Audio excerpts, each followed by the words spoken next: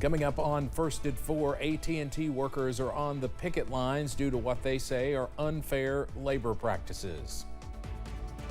And President Joe Biden spoke late last night, and a former president is expected to take the stage tonight. We'll take a look at what you can expect from day 2 of the Democratic National Convention. And another nice day across the area with temperatures in the 60s and 70s. But how long is this nice weather going to last? Details in a few minutes. Dedicated to Eastern and Southern Kentucky, this is WYMT Mountain News First at 4. Good afternoon, I'm Steve Hensley. First at 4, thousands of AT&T workers are on strike throughout the southeastern United States, including Harlan County. WYMT's RJ Johnson explains why. For several days, AT&T employees have been on strike for what they say are unfair labor practices. Workers in Harlan County have been holding signs encouraging folks to honk their horns. The workers are represented by the Communication Workers of America. District 3's Local 3372 President Frank McMillan says the company is not acting in good faith. There's a ULP charge filed because the company AT&T is not coming to the table doing the bargaining and negotiating in good faith. McMillan says the workers want to do their jobs, however, saying that they want the company to do what's best for its employees. In Harlan, RJ Johnson, WYMT Mountain News. McMillan says with the strike now in its 5th day, there is no timeline as to when or if a deal will be made. Wow, what a beautiful day across eastern Kentucky. We had temperatures in the 70s, and right now at the 4 o'clock hour, some places are in the 60s. Take a look at Pikeville, 67. 68 is the current temperature in Prestonsburg, 68 in Grundy. Wise is at 63, 10 warmer in Jonesville as well as Middlesboro. Even Somerset, not bad, 73. And we're substantially cooler now as compared to 24 hours ago. Some places 2 degrees cooler, some places 14 degrees cooler.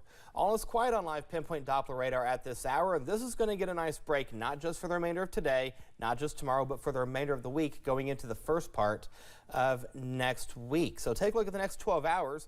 We'll see temperatures in the upper 60s and low 70s by 7 o'clock. By 9 o'clock, we'll see a temperature of 64 by 1 a.m., upper 50s and then mid 50s by 5 a.m. When you wake up in the morning, temperatures in the 40s and 50s will greet you. Not a bad evening at all. We'll see clear skies out there, but as the saying goes, all good things must come to an end, and find out when this nice weather will end in the First Alert forecast in a few minutes. Steve. Eric, thank you.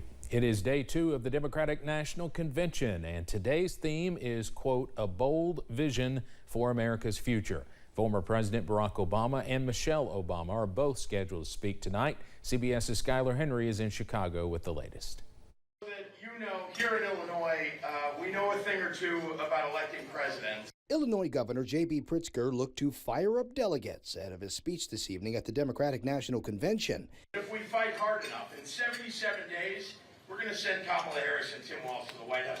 Last night saw President Biden pass the torch to Vice President Kamala Harris. I felt that Joe Biden had given 52 years of great service to his country, and passing the baton on was very emotional and energizing for us. Tonight, former President Barack Obama and former First Lady Michelle Obama are both scheduled to take the stage. I'm looking forward to Michelle Obama.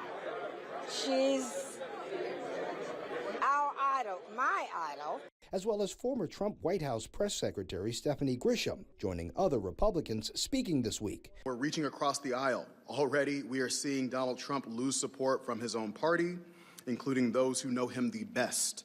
While the party gathers in Chicago, Vice President Harris and Governor Tim Walz are scheduled to campaign in Milwaukee. We caught up with a couple of young delegates from Wisconsin. I'm surprised you guys aren't hanging out with the folks in Milwaukee today. Y'all are... I know. Don't get me started on that. I was so sad because I really wanted to go. There will also be a ceremonial roll call of states to make Harris the party's nominee. Democrats formally nominated her in a virtual roll call earlier this month. Skylar Henry, CBS News, Chicago. Convention organizers moved up the start time of tonight's program and made other changes after last night's program ran way behind schedule. Our newscast last night started at 12:25, I think. Former Trump aide Stephanie Grisham is expected to speak at this week's Democratic National Convention. Her remarks will make her one of the most high-profile critics of former President Trump to support Vice President Harris. Grisham said she feels, quote, very strongly about speaking out. She worked as press secretary for former First Lady Melania Trump and for a time as White House press secretary. Senator Bob Menendez of New Jersey is officially resigning from office. That's according to multiple sources familiar with the plan. In July, Menendez was convicted of 16 federal corruption charges, including bribery, extortion, wire fraud, obstruction of justice, and acting as a foreign agent. He is scheduled to be sentenced on October 29th. Menendez faces a maximum of 222 years in prison. A federal judge shut down Hunter Biden's attempt to dismiss his tax evasion case. The president's son had tried to use the same controversial ruling that ended Donald Trump's classified documents case. Hunter Biden had argued that the Justice Department special counsel who brought the charges was unconstitutionally appointed and unlawfully funded. However, District Judge Mark Scarsi ruled the decision was based entirely on technical and procedural grounds. Coming up on First at 4, could a ceasefire between Israel and Hamas be closer than we think? We'll take a look at the United States' role in a possible agreement. And we're going to have a beautiful evening tonight with temperatures in the 50s and 60s. But how long is this nice weather going to last?